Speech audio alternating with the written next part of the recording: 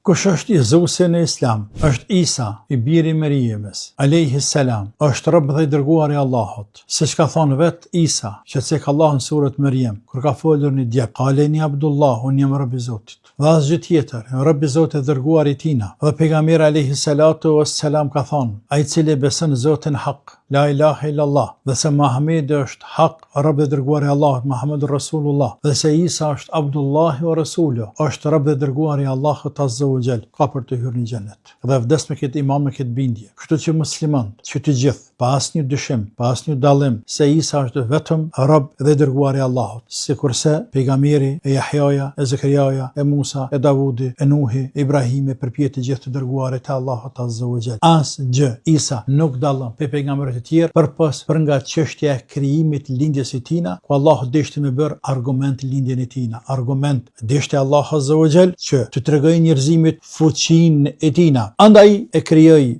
Isa alayhi salam prej nanës së tij pa burr, pa mashkull. Argument për fuqinë e Zotit. Dhe ne këtë besojmë. Por kjo nuk e nxjerr jashtë atë njerëzorës Isa alayhi salam. Isa është njeri, ka lind njeri, ka lind prej nanës, ka hangur, ka pi, është smuar, është lodhur, ka fjetur, ka pëshuar si të gjithë njerëzit e tjerë. Por i shpallur pe Allahut si pejgamberët e tjerë. Kaq. Rob dhe dërguari i Allahut. Asgjë më shumë.